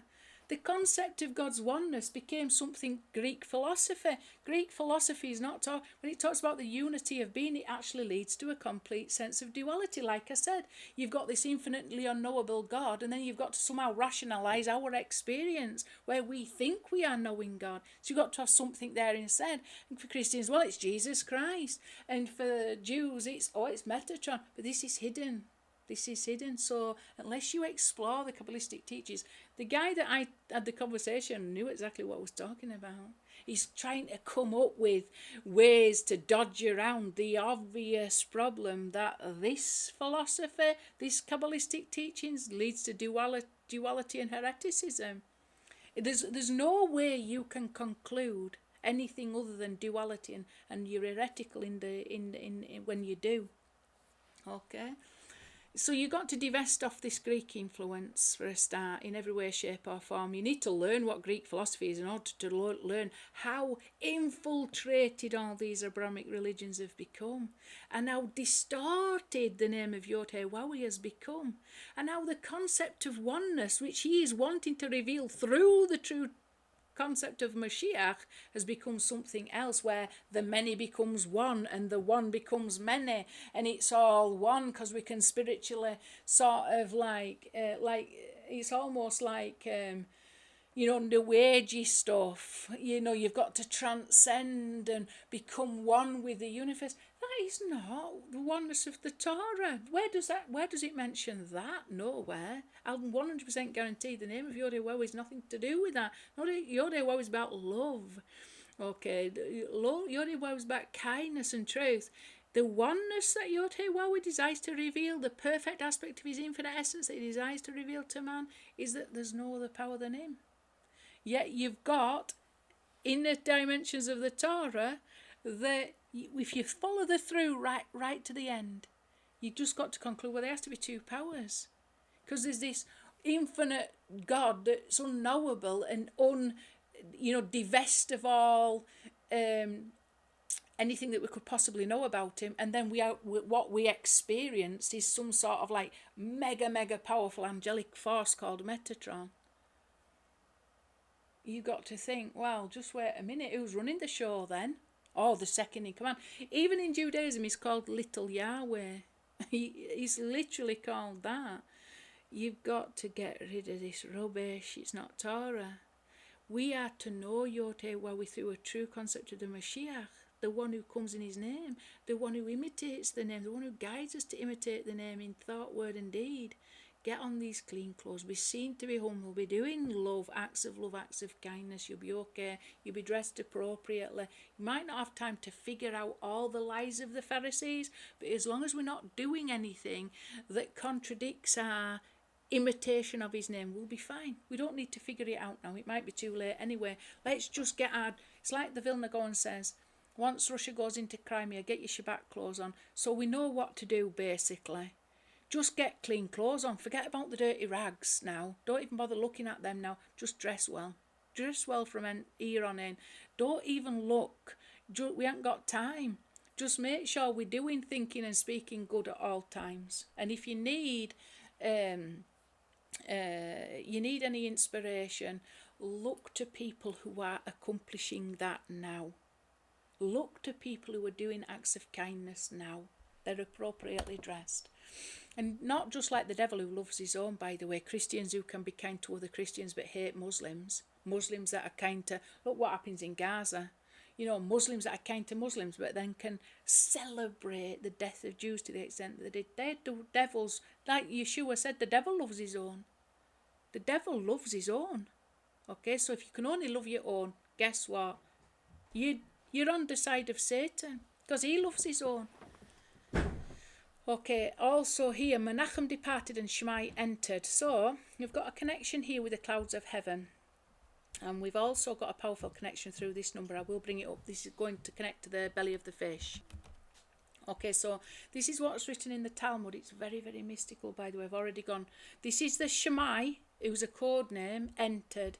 Shammaya, Shammai, same letters. Heaven, Shammai. It's not a name. It's not a name anywhere in Tanakh. I had an argument the other day. Well, I didn't have an argument. People were posting comments. The same person was posting comments saying it is a name, and that I was just sort of like trying to deceive people. It's not a name in Torah. There's apparently the word Shama and Shemi, okay, but not Shammai. It's an anagram for heaven. Okay, and then you've got this mystical word written in the Talmud, Kofav. Kofav only means one thing in the Talmud, it means 26. What is 26? 26 is a revelation of the name YHWH. It's the tetragrammaton.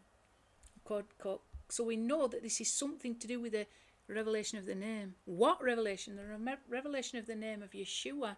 The revelation of the 13 attributes above the letter of the Torah. So Menachem departed, that's all mystical. He departed for service to the king, and he took with him 80 servants, 8 Talmudim dressed in, 8 pairs of Talmudim dressed in silk. All mystical. It's all codes that need decoding.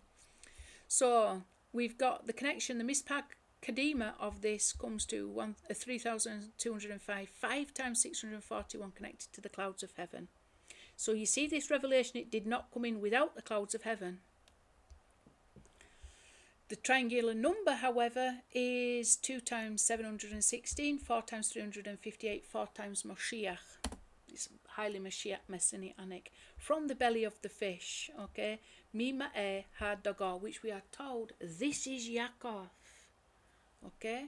So it's connected here to Menachem departed and Shmai entered. See, we want to go from Yaakov to Yaakov filled with the truth, or Yosef Chai, to Yaakov who has finally defeated Satan, Yisrael. You see, we need to know what's going on here then, don't we? We need to know what it is that Menachem departed for and what it is that Shmai entered for. Who were they and what was the whole point and purpose of it? And how is it connected to all this?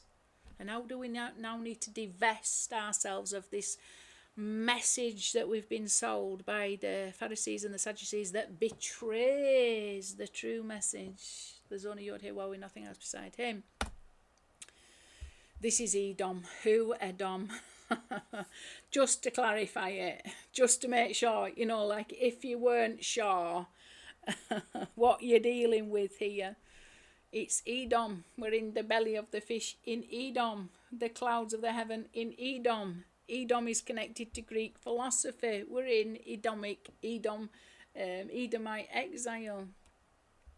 We've got to wake up from this slumber. We have really been rocked into a false sense of security, haven't we, with this Greek philosophy? Word of flesh, word made flesh, an infinitely unknowable God.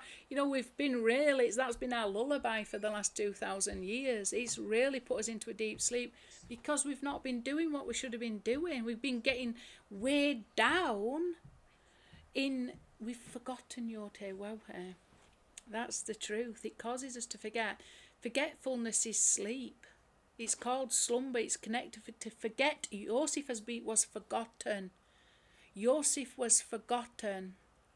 Okay. And he's connected also to the forgotten sheaf. But Yosef has been forgotten. The name of YHWH has been forgotten. And this forgetfulness is synonymous with slumber. To what degree has it been forgotten? Well, you see now, we're basically comatose, and this is what it is to be in Edom.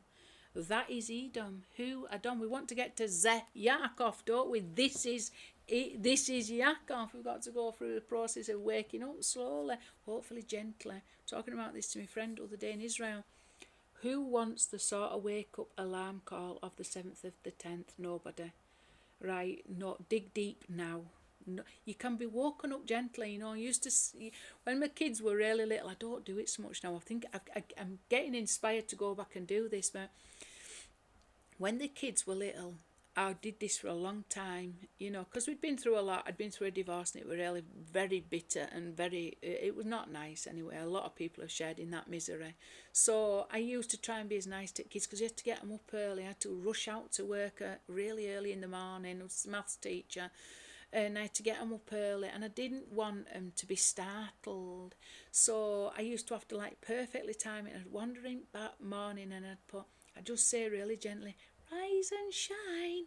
Come on, little ones, get up out of bed. Make sure, are you all right? Good morning. Let's get going. And we're always gentle like that. I never sort of shouted at them, ever.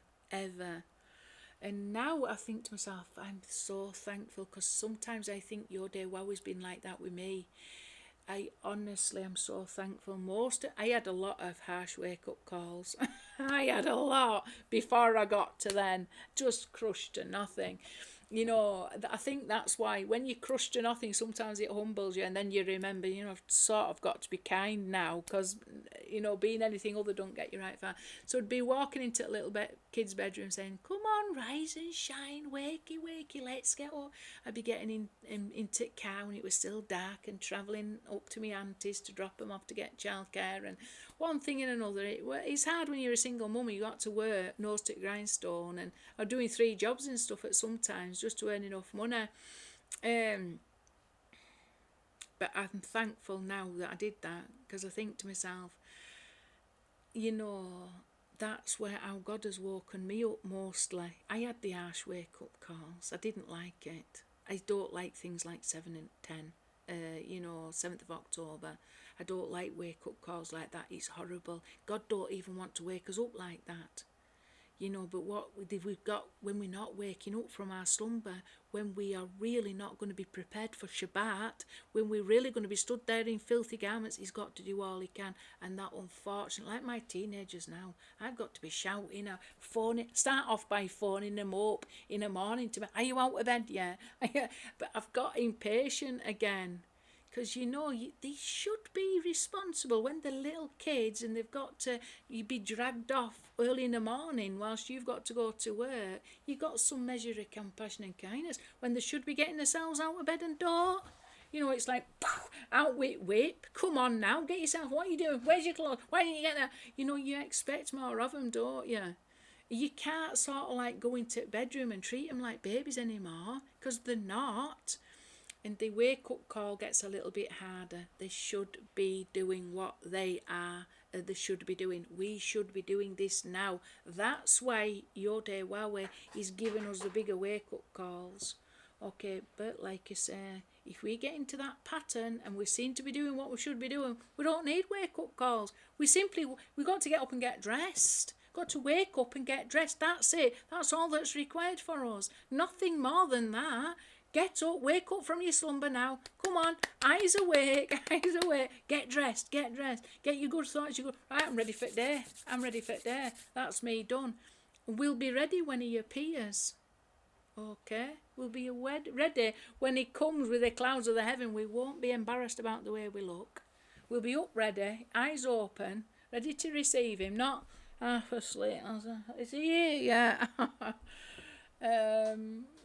Don't be getting caught off guard. In its time. So it says, in its time I will hasten it. It's getting hastened now. Contractions are getting more rapid, aren't they? We know he's on his way. All these contractions are starting to speed up now. In its time I will hasten it. Hasten what? A revelation of the name of YHWH at the level of Yeshua. The revelation of the Moshiach Yeshua. Okay, and the uniting of Mashiach Yeshua with Mashiach Moshe. So there's the connection. The square ordinal of Ba'ito in its time is 769 related to this. So you've got in its time, we're in its time now, I will hasten it. Okay, hasten what? Hasten a revelation of my name and me coming. Coming of the Mashiach, the one who comes in the name of YHWH. It's all connected in a wonderful way. Teliath Yeshua. Well, we talk about the Pharisees, don't we? We talk about the leaven of the Pharisees. Teliath Yeshua was written by Rambam Yochanan ben Zakkai, who went into bed with Vespasian, who he had to pretend to be dead to get out of Jerusalem, because the zealots were so zealous for death and judgment, and zealous for the wrong things. They weren't zealous for his name. You can't live under that darkness. It's not Torah. So Rambam Yochanan ben Zakkai had no choice but to get out, but then the only way out was to marry up with Rome. Okay, so you had to get into bed with Rome. You had to get out of bed with the zealots and get into bed with Rome. It's from the fat to the frying pan. But anyway, this is towards redemption somehow.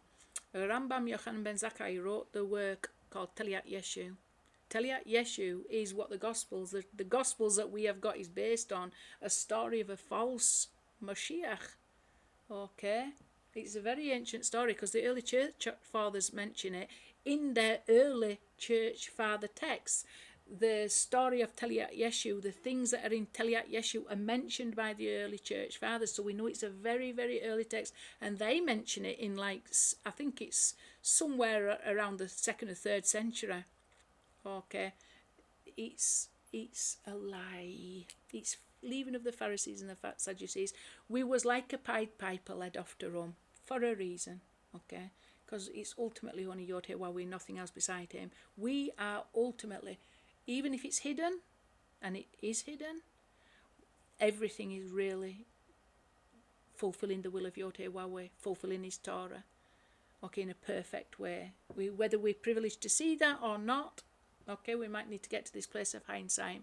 We've got to that place now, so we can talk about it from a place of hindsight and from a mouth that advocates, not accuses. Okay, so Rabban Yochanan ben Zakkai had no choice because these people had betrayed the message, but they had no choice but to betray the message because the message couldn't come in without the concealment. This is the way of this world. Rabban Yochanan ben Zakkai then wrote Teliyat Yeshu, and this is what became the Gospels that we have got that led us to Rome. Pied Pipers led us to Rome. Teliyat Yeshu's got a square ordinal and ordinal added together, 2002. It's got a triangular number of 1001. It was written by the man who became the Av Beth Din of the newly founded Sanhedrin under Rome. With the permission of Rome, they founded the yeshiva at Yavna. Ramban Yochanan ben Zakkai became the first Av Beth Din of that yeshiva and that Sanhedrin. It used to be in Jerusalem. In Jerusalem, the temple got destroyed, the city got destroyed, Rome took over, but they gave Rambam Yochanan ben Zakkai permission to maintain Judaism in Yavna under the Sanhedrin, under the control of Rome. It's Roman Catholic, Erev Rav Judaism, but they had no choice because we was all, by the will of YHWH, sent in to wrestle against Esav, to subdue Esav. Okay, so this is part of it, but the two camps split up. So Rambam Yochanan ben Zakkai got the story of Teliyat Yeshu, but then he based the Gospels on the same story of Teliyat Yeshu. This is what I can figure out, because it's basically the story of the story that's in the Gospels, but the Gospels is like a tidied up version, and this is how they're kept apart, because the Jews have kept the story of the false Messiah, and they think that that is the story of the Gospels that we all believe. But it's just indoctrinated, infiltrated teachings to split the camps in two. So the lost house of Joseph got led off to Rome outside the camp, and Judaism got separated from Yehuda, but we all went into the Edomite exile, one way or another. And then, do you see these teachings? They then infiltrated Islam and all the Greek philosophy that they had also been subject to. It's all the same stuff. It's all Pharisees and Sadducees leaving, all of it. Okay, but there is truth hidden in it, just as YHWH is hidden in everything. If you have eyes to see, you can see YHWH hidden in all this. You can interpret it in a good way that allows you to glorify his name and reveal the oneness of his name, or you can interpret it in a way that allows you to accuse humanity and conceal that name. Just look at all these evil people doing evil stuff continuously. It's up to you, But if you've got to have YHWH before you, and the more you know YHWH, the more you realise there's only him. So where is he in this then? Because You know, especially when you've experienced evil and then you can see the hand of divine providence through that yourself. You know, well, it weren't really darkness, it was at the time, until we passed by and then we realised, oh, it's only God doing his wonderful work in your life to bring you to a better place than what you could have done otherwise. Well, there probably was an easier way, but you made bad decisions and you ended up there. Okay, so everything can be used for good ultimately, even the bad decisions that we make that bring judgment and evil upon ourselves. So I hope you're with me with that one. I've talked about it quite a lot. Habasoroth, exactly the same as a triangular number and exactly connected to the square ordinal and the ordinal. The triangular number is always half the square ordinal and the ordinal added together. Okay, there's a reason why. You can work it out through a mathematical formula. So the Gospels, regular and ordinal, added together, 1001, exactly the same as Teliyat Yeshu.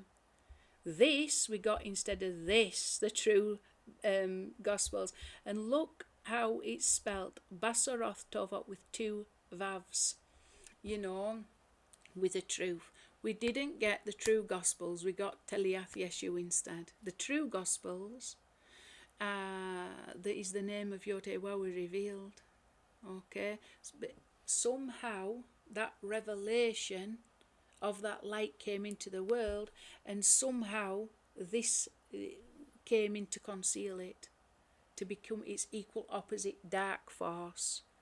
But unfortunately, some people have forgotten the true message and got dressed up in filthy garments of the thing that were meant to conceal it. So now we can see, oh well, what's concealing it? Let's get rid of that filth and put on the true garments we should be wearing. Let's share the good news. Let's be doing the true good news, because that's going to rectify our flesh instead of empower it against our soul. The truth shall set us free. The truth empowers our soul, Yaakov, to overpower Satan. We need the truth, or Joseph Chai. That's a fundamental truth that we need, and we need to understand it more and more at deeper and deeper levels. I found my servant David, 641, with the clouds of heaven. We don't get there without having this. It's a battle to reveal him. I found, that means we've got to be looking for him, by the way. I once talked to a rabbi and I said to him, you know, we need to search him, and he says, oh, there's no command to search him, because it says, this is awful that I have to say this, really. It says, I only have to believe in his coming. And I answered and I said, I hope we don't need to be told what is obvious to do. And you know, I've been like a crazy woman searching for the concept of Moshiach. I really have. I'm not like a crazy woman. I've been inspired to do that, to search out. And I have lost a lot of friends in the process that just think I'm Christian. They just, you know, like, they just see you as Teliyat Yeshu. You just see you as you an idol worshipping. You believe in a joke. You believe they're told whatever the Roman Catholic Judaism tells them. And they think that I believe Roman Catholic version of Jesus. And so they just see me as like less than dog mess on their foot, you know. So when you're saying to them, when you're trying to communicate, you can't get past that arrogance. They can't get on board with what you might be trying to communicate to them, so they get very arrogant. We don't have to be, you know, we are only commanded to wait for the coming of the Moshiach every day. Okay, well then, you'll just have to wait to be told and suffer the consequences of it. And like I say, I just returned the message. And this was a very, very good rabbi, I'm not going to call him, but this is the level of arrogance that they're puffed up with. And I said, we shouldn't be told what is obvious to do. And then when you see this statement, I found David, my servant, it does actually suggest that we have to be looking for him. And where did he get found? Sodom. They don't want to go looking for him then, do they? 110, that is the ordinal of Yeshua Moshiach, and it's also the years of Joseph's life and the years of Joshua's life. It's all connected with the clouds of heaven. We've got to be looking for David. Seek and you shall find. The two of them went together. 505. This is Abraham and Yitzhak that went together. Okay, there's all significance, but that is Yeshu, isn't it? Yeshu, this is the mocking of Yeshua. Yimachshemo was Ikro. It's the initials of Yimachshemo. Yimachshemo was Ikro. May his name and his memory be erased, and that's exactly what happened. But there is a holy Yeshua, it's Shimon ben Hillel, the one who had literally had his name erased from all the Jewish texts. That's the Moshiach. Shimon. Shimon, the true Yeshua is Shimon. The prince, he was a prince, not some scenario that we get from what is essentially Teliat Yeshu, which is the hanging of Esav. It's all a false story we've been told. We need the true Gospels. The true Gospels is a revelation. Is a revelation that inspires us to imitate the name of YHWH above the letter of the Torah. 136 is the regular and ordinal of the throne of David, Kiseh Dawid. It's, I can't remember now. I know the ordinal's 41. I can't quite remember it. My brain ain't working all that well. So the regular and ordinal of that, and King David sits on the throne of David, and the throne of David, according to Vilna Gaon, is Moshiach ben Yosef. Moshiach ben Yosef is what should be the inner dimension of the Torah. We are told that. You see, the true concept of Moshiach ben Yosef, which is a revelation of the name at the level of Keter, that should be the secret inner meaning of the Torah. That's what's been replaced with Greek philosophy, En Sof, chain of descent, and the concept of Metatron. That's what's there instead. Essentially, the entire of Kabbalah is towards that end. There's huge amounts of teachings based around those concepts. They need divesting. There is some wonderful spiritual inner teachings of the Torah that do reveal the truth. I'm not saying that. There are some Kabbalistic teachings, like some of the things that are written in the Zohar, are so beautiful. The truth, they reveal the truth. But it's when it gets tagged on with all the leaven of the Pharisees, and it's difficult to divest of that if you don't actually know that is erroneous teaching. It's going to create arrogance. You're going to gulp it all down, the truth and the lie together. The truth, if you're lucky, is going to stimulate good. The negative stuff might have very devastating consequences, as it has done. Yeshua filled the regular and the ordinal 641. This is where we're heading to. We're heading for a revelation. I found my servant David, the two of them went together, and coming with the clouds of heaven is a revelation of his name above the letter of the Torah, and it's all connected up to here. And finally, this is my name forever filled. This is my name forever. Zeh Shemi Le'olam, and the rabbis say this is why we don't pronounce the name YHWH, because this Le'olam means it's concealed.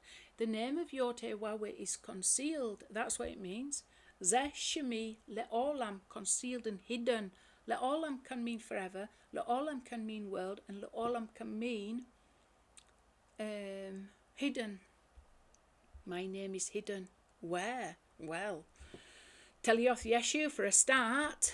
Pharisees, leaven of the Pharisees. So we know even the hiding itself is related to the Torah. Okay, this is my name forever. This is my name hidden. And it also explains why the name doesn't get pronounced in your Judaism as well. It's connected to that. They stopped pronouncing the name at the same time as the separation between Joseph and Yehuda. Okay. So if all these filled, this is my name forever, filled at the different levels, comes to 3,586, which is the square regular of Zeus. Zeus ultimately is this whole fake Jesus concept, Roman Catholicism, isn't it? It's basically and essentially Zeus resurrected. These are the garments and the clipper we've got to contend with. These are the lies of Satan we've got to wrestle with the truth. Oh, Yosef Chai, there's only Yosef. Yosef is still alive. We've got to wrestle with all these lies to become YHWH, all these false Edomite gods that have dressed up the concept of Moshiach ben Yosef, that reveals, is anointed to reveal to us the name of YHWH that is hidden. Okay, so what did he do? Well, he got hidden himself. He got hidden himself. The whole concept of Moshiach ben Yosef got hidden up and garbed up in the goat skins of Esav, the foreskins of Esav. I've talked about it a lot. Okay. I've actually done some teachings on Zeus. I just remembered. I did some teachings on that go into the whole concept of, removing the foreskin of Edom, of Esau.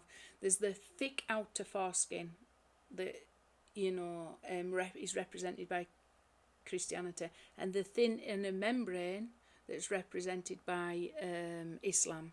So Islam removes the thick outer foreskin but not the inner foreskin to reveal the concept of Moshiach ben Yosef is one Hebrew, kosher and true, not treif, it's not treif, it's fully kosher, fully Hebrew and fully true. Okay, and it's connected up here, look, as well. Menachem is who became the Essene. Menachem the Essene. The Essenes founded Islam. Okay, the remaining zealots that were under Yaakov, the Ebionites and things like that, the true, what you would call truly zealous for the name of YHWH, the true Jewish Yehudi Jews, went on to become Islam. That was the main influence that wrote the Quran and first identified this person called Muhammad. That's probably a name for Mahmed. That's probably, well, it's a title from Moshiach ben David. Okay, so this concept got descended into Yishmaelite territory in order to gather in the lost of the house of Joseph within Yishmaelite territory. So Shammai descended into Rome, Menachem descended into Arabia to go get the lost of the house of Joseph from both places, and that didn't contain the higher revelation of the 13 attributes of mercy. That's why there's no name of YHWH within within Islam, because it wasn't the 13 attributes of mercy that was revealed to them. The purpose of gathering the lost house of Joseph within, but there is still the concept of Yeshua, Jesus, within Islam, but there's no name. It's Allah. Allah is connected to Moshiach ben David, who went up, and all kinds of other things. But the concept essentially of Moshiach ben David, the unity of, or the vessel, shall we say, the vessel of shalom, that's really more connected to the letter He, the feminine aspect of the name YHWH, the final letter He, which is connected to King David, which is connected to Malkuth, the kingdom, the Nukva, the four matriarchs. That has been descended into Yishmaelite exile. The Ramchal says that the 70 nations, 35 are Edomite, 35 Yishmaelite. So within the 35 Edomite exile nations, there's the lost house of Joseph, and within the 35 nations of Yishmael, there's the lost house of Joseph. We know that through the Taliban are the lost house of Joseph, the Pashtuns are the lost house of Joseph. A lot of the Arabs now are really Israelites. So Islam has been used to gather in a very mysterious way, and somehow it's connected to Menachem, who departed, became an Essene, and we know Nafal ibn Waraka, or Waraka ibn Nafal, I can't remember which way you pronounce it. He was related to Muhammad, and he was an Ebionite Christian. He was a very, very high up Christian, and he was the one that recognised Muhammad as being a prophet, and also he was the one who wrote the Quran, and it's based on massive amounts of the Quran's based on Syriac liturgy, Christian liturgy. They like from people like Saint Ephraim and things like that. We need to go back and discover all these. So basically, Islam is another form of Christianity, but where's that got gobbled up? It's got gobbled up in Roman Catholicism, and not only did they get fed some of the truth from the Ebionites, they got all the Greek philosophy as well. So that's what founds Islam. I've done teachings about this before. We've got to start to bring it all together. So we've got Moshe, is swallowed up in Erev Rav. We've got Yeshua, Moshiach ben Yosef, swallowed up in Edomite Clipper. And we've got the concept of Moshiach ben Dawid somehow trapped within Ishmaelite Islam. And they need to all come together, because Moshe is the middle of the bird, Moshiach ben Yosef is the right wing, Moshiach ben Dawid is the left wing. And this is the way that I look at it. There's the ketubah of the Torah, but you need two witnesses to that. Okay? And the true gospel is a witness to the Torah of Moshe. Because why is it a witness? Because you see, YHWH fulfilling his Torah through his name of Yod, through the name of YHWH at the 13 letters, attributes of mercy, level of Keter. He has been fulfilling the Torah of Moshe perfectly in doing that. Likewise, the way that YHWH in a very mysterious way has been gathering the lost house of Yosef within Islam, again, is according to the Torah. It's perfectly according to the Torah. That's what my teachings expose, how it's perfectly related to the Torah, and also linked into a lot of the Talmud as well. So we know that when it's divested of all the filth, the Pharisees and the Sadducees leaven, and we go back to the humility of it all, we can see how these two, and I told you before, the two anointed ones are Ephraim and Manasseh. The gematria, if you go to the lamp of David, I think, I go through this, and also I think I go through this in the teaching that I did about Leah, the hated wife. I think I go through this slide, that Ephraim and Manasseh come to 732, sorry. The two anointed ones, the gematria for that is exactly 732. Okay, Manasseh, the firstborn, is Christianity. The firstborn son of Yosef is Christianity. Ephraim will become more, will be greater than Manasseh. And that's what we're seeing. We're seeing that now, that Ephraim is taking over from Manasseh. Okay, Ephraim represents the Muslims. Why do we know that? Because talk about the foreskin, they remove the outer foreskin, so they're a lot holier than Christians that are idol worshippers and eating pig. They have got some measure of holiness, and they pray a lot more sincerely to the Muslims. They're a lot more holy in a lot of ways, but they don't remove that final layer of the foreskin of Esav. And that's called Priya, and it's related to Ephraim. Okay, so they are Ephraim. They are the second son of Yosef. Okay, that came via Menachem, the Essene, that was the part of the foundation of Islam, along with the Pharisees and Sadducees leaven, the leaven of the Pharisees and Sadducees. So light came in, but darkness came in also. Okay, we've got to transform that darkness from concealment into revelation. Okay, and that's only possible when we are determined to reveal the name of, when we are zealous for the name of YHWH, because we can't tolerate darkness in and of itself. We don't want anything else other before us, other than Him. Got to be zealous for His name, not zealous for darkness, not zealous for judgment, not zealous for death, like a lot of these religions are. Look at the Jesuits, zealous for death. What the Catholics ended up doing, killing innocent people. The pedophilia and everything like that, the covering up of it, utterly repulsive. Likewise, Islam, they do a lot of good they'll do a lot of good, but then they've got this concealment to contend with. Somebody who wants to serve only YHWH and nothing else beside, and this is what we should be doing. Somebody wants to wear clean clothes, you need to take this concealment. You can't tolerate it, because your understanding is there's only YHWH and nothing else beside Him. And if you've got something else that's, well, what's that about then? If there's only YHWH, what's that about? It must be in there somewhere. You will seek and you will find that there is only YHWH, because you can't tolerate anything else being before you. You don't want a false god before you. You don't want, oh, look at them idol worshippers over there. Well, that's not having YHWH before you, is it? We're told His glory fills the world, all earth, as the glory of YHWH fills the earth as the waters cover the sea. Well, in what way, if all you've got is idol worship, murder and death and judgment and evil of man, if that's what's before you, that's what's before you. But for somebody who wants to serve YHWH and is zealous for His name, you have to find a way to get that transformed from what it appears to be into a revelation of His name. Because that to you think to yourself, well, I know that it's not the truth, because I know I have some knowledge of God.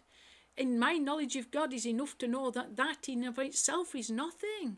So you've got to transform it then into a revelation. You can only do that when you try to yoke that up to the Torah of Moshe, and it would appear that the only way to transform all the concealment into revelation is through the power of Gematria. So I encourage people to do it. Now's the time to do it. The Vilna Gaon says that is how the Moshiach will be revealed in the end, and Zohar says so too. With that, there's a lot to think about, but we're getting into times now where we can just, the hard work of this exile. We've done it for 2,000 years now. Now we just got to be doing what's essential. Keep awake, keep your clothes on, clean clothes on, ready. It could come any moment. Shabbat could be ushered in any moment now. Okay, and with that in mind, I will say shalom. Please subscribe and share, and thank you very much for listening. Shalom.